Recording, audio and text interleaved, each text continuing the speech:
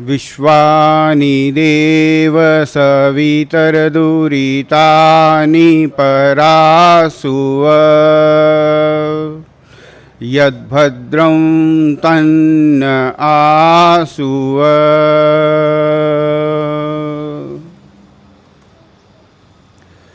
श्रद्धेय मातृशक्ति एवं आदरणीय सज्जनों,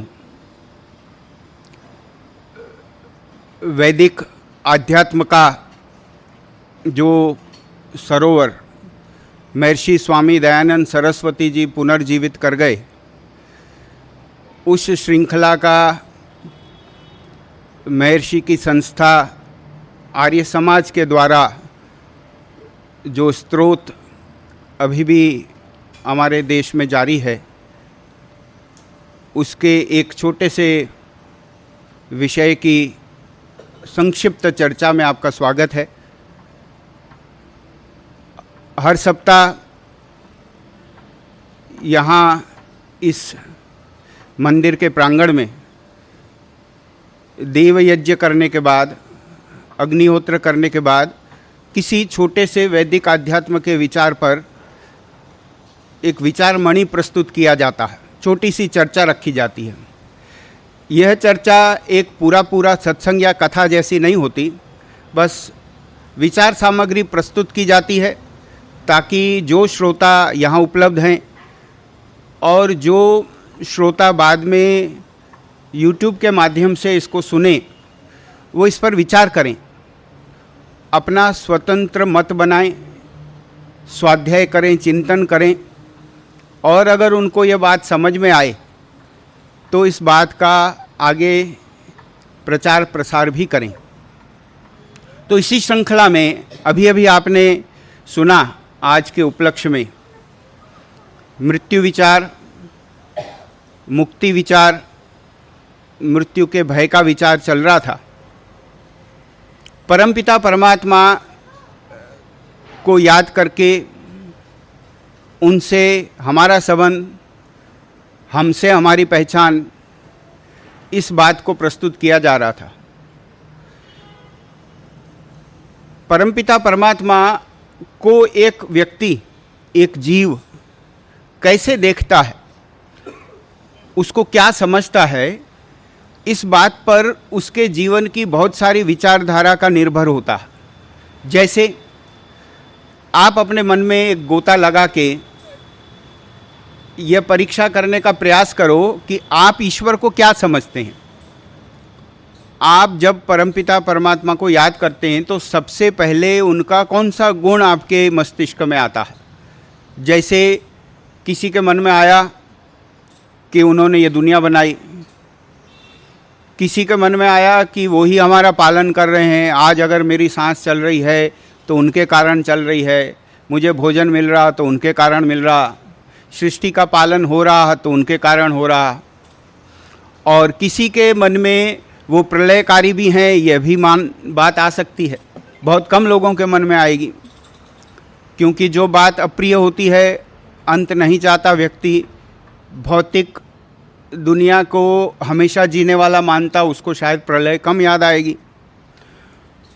तो जैसे दुनिया का बनाने वाला आपको दिख रहा है भगवान के स्वरूप में, दुनिया को चलाने वाला आपको दिख रहा है भगवान के स्वरूप में, इस दुनिया का जब समय होगा तो आवश्यक होने के कारण उसकी प्रलय करने वाला वो भी परमपिता परमात्मा आपके मन में आता होगा, विचारों में आता होगा। और ज़्यादातर व्यक्ति के मन में ईश्वर कर्म फल दाता के स्वरूप में भी याद आता है कि वो मेरे कर्मों के फल का देने वाला है।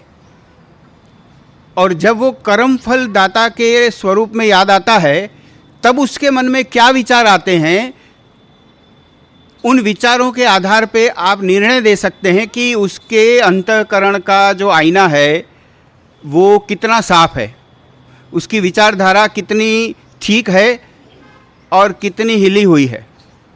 कि जैसे एक व्यक्ति को याद आया कि हाँ कर्म फल दाता तो है, उसके हाथ में तो है, मेरा वो कुछ भी कर सकता है। जब मेरे कर्मों का हिसाब करेगा तो मेरे साथ सत्ता तो उसकी चलेगी, इतना तो वो मानता है, उसकी शक्ति तो स्वीकार करता है। लेकिन आगे चल के ये मानता है कि नहीं देखो, अगर गड़बड़ हो जाए, हमारे हाथों गलती हो जाए, तो वो बड़ी दया भी करता है, बहुत दयालु है। तो अगर हम उसको जाके विनती करेंगे तो वो हमें माफ़ भी कर देगा, छोड़ भी देगा। यह भी तो हमारे आपके मन में है कि दयालु है, और कहीं कहीं उसका डर भी है, और डर इसलिए है कि हम जानते हैं कि न्यायकारी है, हिसाब करता बराबर। तो अब जब ये दो गुण आपके सामने हैं कि परमपिता परमात्मा न्यायकारी है और परमपिता परमात्मा दयालु है, फिर आपका मन किस तरफ डोलता है, आपको कौन सी चीज़ उनकी ज़्यादा पसंद आती है, इस बात से ये निर्णय होता है कि आपको उनका न्याय चाहिए या उनकी दया चाहिए। और यह चर्चा बहुत जगह चलती है, ईश्वर न्यायकारी हैं या दयालु हैं। कुछ 100 साल पहले एक बात बहुत कम पूछी जाती थी, इसका कोई विषय नहीं होता था बहुत बड़ा, क्योंकि मान लेते थे कि ईश्वर न्यायकारी है जितना, उससे ज़्यादा दयालु है। फिर स्वामी दयानंद सरस्वती जी का आविर्भाव हुआ और उन्होंने दूध का दूध और पानी का पानी करना शुरू किया, और वेद विज्ञान को भी जैसा है वैसा रखना शुरू किया। यथा तथ्यतः यह बात ऐसी ही है, कोई मोल भाव नहीं, कोई उतार चढ़ाव नहीं, सीधी सटीक बात। तो उन्होंने अपने सत्यार्थ प्रकाश के 7वें समोल्लास में एक छोटा सा प्रकरण दिया, प्रश्नोत्तरी के स्वरूप में, छोटा सा। तो एक व्यक्ति उनसे प्रश्न पूछता है कि ईश्वर न्यायकारी है और दयालु है। प्रश्न की भाषा देखिए, यह है, ईश्वर न्यायकारी है और दयालु भी है। तो स्वामी जी कहते हैं हाँ है।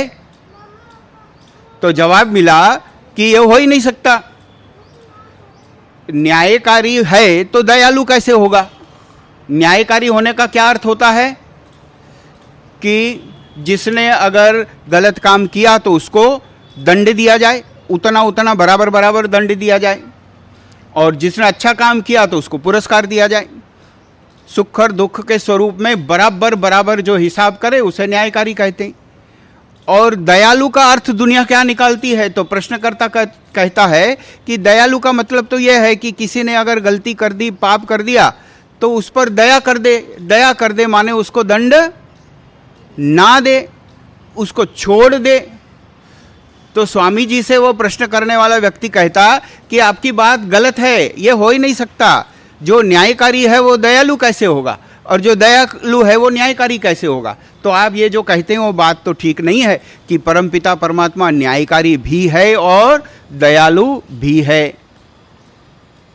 समाज में न्यायाधीश होते हैं, जज होते हैं, आपने देखे होंगे, हमने भी कई देखे। तो हमने देखा था कि कौन जज, कौन न्यायाधीश बड़े लोकप्रिय होते थे, लोगों को पसंद आते थे, न्यायालय में उनकी बड़ी धूम होती थी। अगर उनकी बदली हो जाए तो लोग दुखी होते थे कि ये बड़ा बढ़िया जज साहब दूसरे शहर चला गया। तो प्रायः कौन जज साहब ज़्यादा लोकप्रिय होते थे, जो नरम हृदय हों, जो दयालु हों, जो सज़ा देते समय थोड़ा नरमी का बर्ताव करते हो कि छोड़ दो भाई, कम सज़ा दे दो या मत दो, इसको घर जाने दो, जेल क्यों भेजते हो। ऐसा न्यायाधीश बड़ा लोकप्रिय होता है। और क्यों लोकप्रिय होता है वो न्यायाधीश, क्योंकि न्यायालय में कौन लोग जाते हैं, यह विचार करो आप। मान लीजिए एक बड़ा सा नगर है, उस नगर में चोरियां भी होती रहती, डकैतियां होती रहती, कुछ धोखेबाजी होती रहती, खून आदि भी कुछ हो जाते।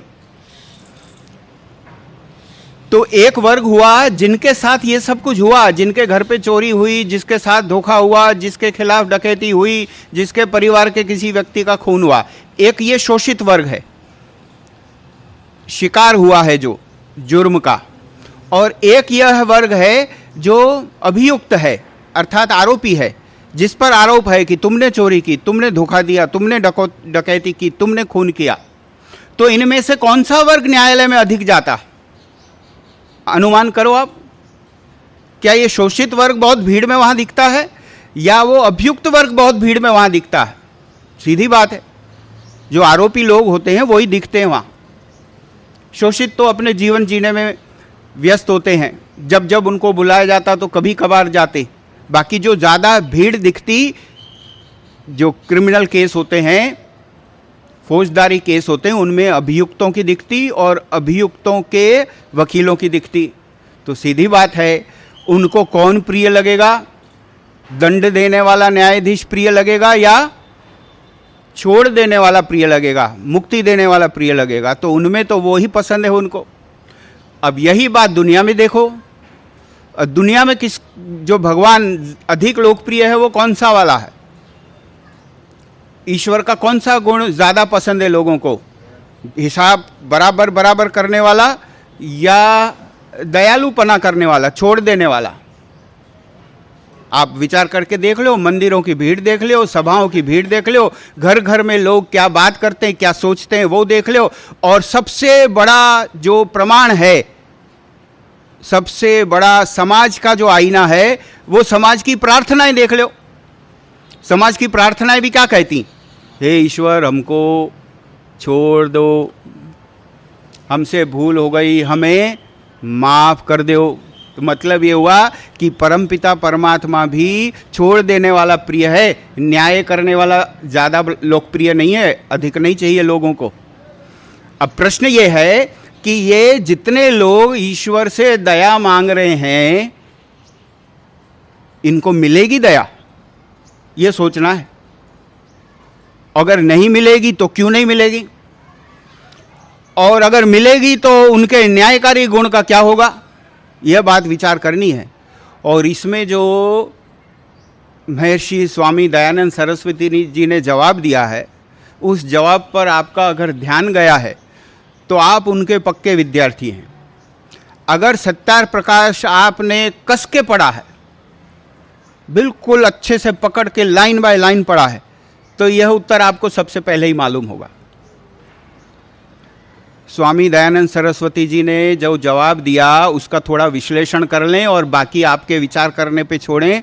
उन्होंने कहा, जब उनसे पूछा गया ईश्वर न्यायकारी भी है और दयालु भी है, तो जवाब मिला हाँ जी है।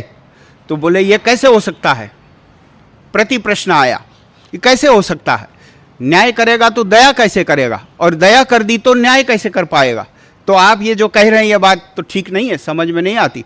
तो जवाब क्या है? एक जवाब ये हो सकता है जो सरल सरल साहित्य में दिया जाता है, जब बच्चा नया नया पढ़ता है वैदिक सिद्धांतों को, उनको ये कहा जाता है कि देखो वो न्यायकारी भी है और दयालु भी है, सबके कर्मों का बराबर बराबर हिसाब करता है, तो यह उसका न्याय है। चोर को भी सज़ा मिलती और जो समाज सेवा करता उसको भी पुरस्कार मिलता, पुण्य करने वाले को सुख मिलता, पाप करने वाले को दुख मिलता, तो ये उनका न्याय है। और दया उनकी कहाँ पे है? तो दया के लिए उदाहरण दिया जाता कि देखो तुम कुछ दाने गेहूं के बोते और वो कितने सारे लाखों दाने गेहूं के देता, तो यह उनकी दया है, ऐसा उदाहरण दिया जाता।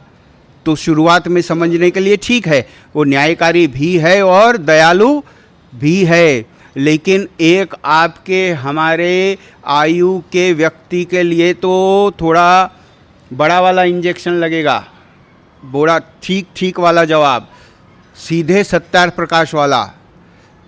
तो स्वामी जी कहते हैं कि भाई देखो, तुम थोड़ा ध्यान से सोचो, एक बात को समझो कि तुम एक भूल कर रहे हो। कौन सी भूल कर रहे हो? तुम न्याय और दया को अलग अलग वस्तु समझ रहे हो।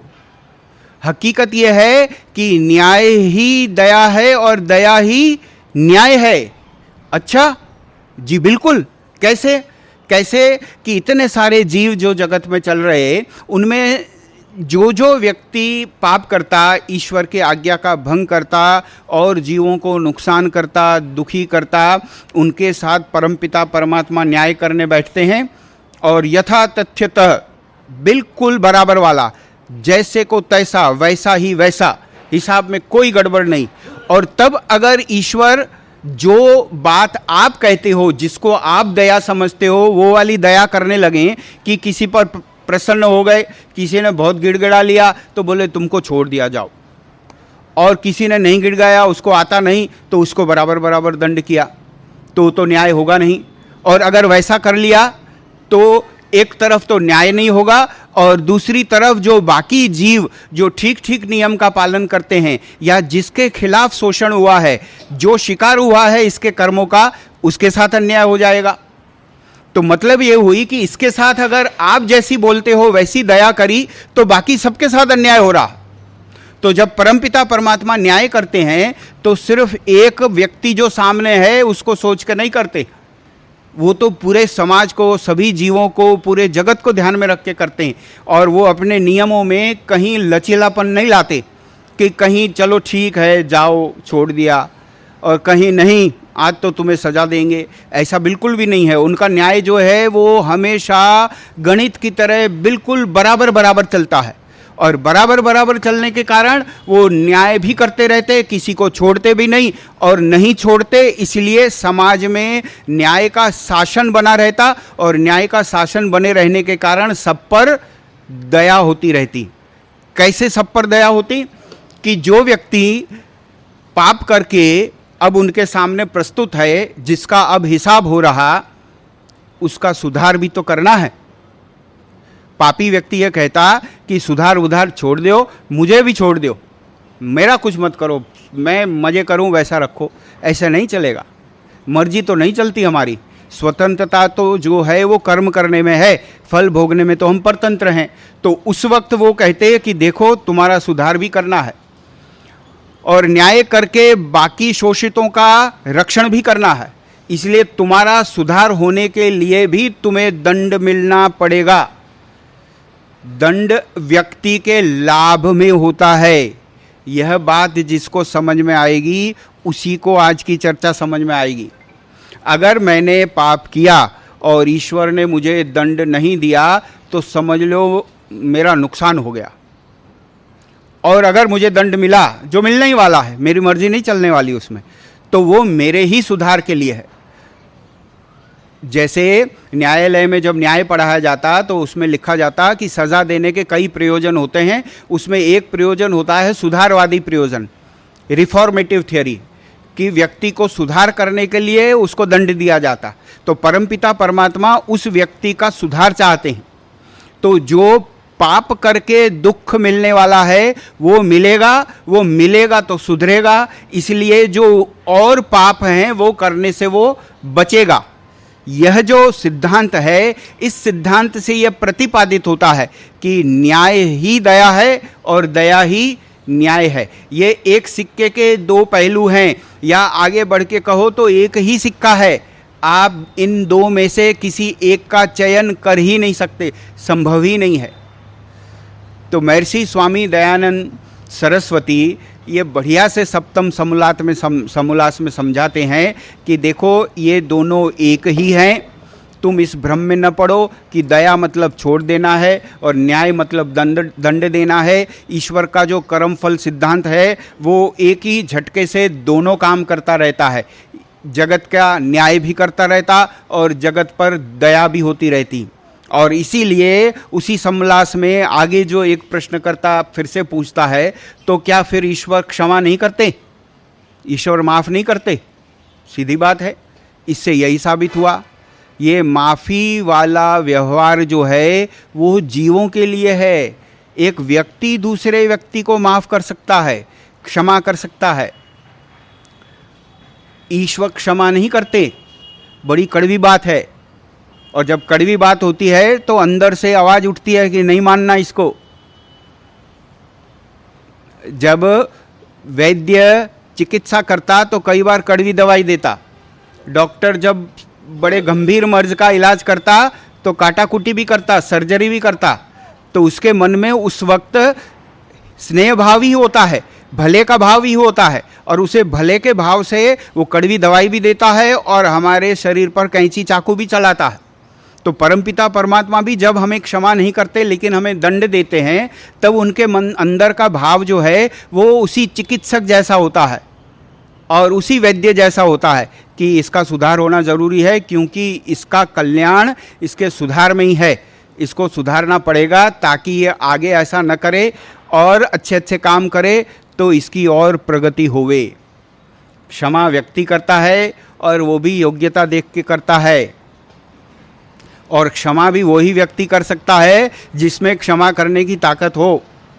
निर्बल व्यक्ति कह दे, जिसमें कोई दंड देने की शक्ति भी नहीं, कह दे जाओ तुम्हें छोड़ दिया, तो वो क्षमा नहीं कहलाती, वो तो बेचारा डर के मारे चुप करके बैठ गया, वैसा होता है। परमपिता परमात्मा जो हैं अपने नियमों का कभी भंग नहीं करते, वो हर समय हर काम हर उसी नियम के साथ करते हैं जैसा उन्होंने कई सारी सृष्टियों को बनाते समय किया है। इस सृष्टि में अलग, पिछली में अलग और आगे वाली में अलग, ऐसा नहीं करते, और इसीलिए ही हम और आप यथा पूर्वम कल्पयेत कहते हैं कि पहले की तरह ही बनाई सृष्टि, जैसे लास्ट टाइम बनाई थी वैसी ही बनाई, वही कर्मफल सिद्धांत, वही नियम, वही उनका बराबर न्यायकारी वाला स्वभाव। और इसीलिए महर्षि स्वामी दयानंद सरस्वती जी ने आर्य समाज के दूसरे नियम में जो 20 गुण ईश्वर के लिखे, उसमें ईश्वर का न्यायकारी गुण भी लिखा और दयालु भी लिखा। तो परमपिता परमात्मा जब हमारा न्याय करते करते हम पर दया करने वाले हैं, और उनकी दयालुता हमें इसी में दिखती है कि वो हमारा और सबका ठीक ठीक न्याय करे। इस बात को जब हम ग्रहण कर लेंगे तो हमें समझ में आ जाएगा कि ऋषि की इतनी गहरी बात कि न्याय और दया एक ही है, वो हम समझ के खुद का भी लाभ कर पाएंगे, और जब गति बनेगी, योग्यता बनेगी, तो किसी को समझाने में भी हम सक्षम हो पाएंगे। तो इसी उम्मीद के साथ कि इस विचार मणि पर आप और थोड़ा चिंतन मनन करेंगे और आपका थोड़ा बहुत आकर्षण साथ में समोल्लास की ओर बढ़ेगा, और उसे उठा के थोड़ा पढ़ेंगे कि कितनी सुंदर चर्चाएं परमपिता परमात्मा के विषय में महर्षि स्वामी दयानंद सरस्वती जी ने सत्यार्थ प्रकाश में दी हुई हैं। इसी निवेदन के साथ मैं अपनी वाणी को विराम देता हूँ। ओम शांति।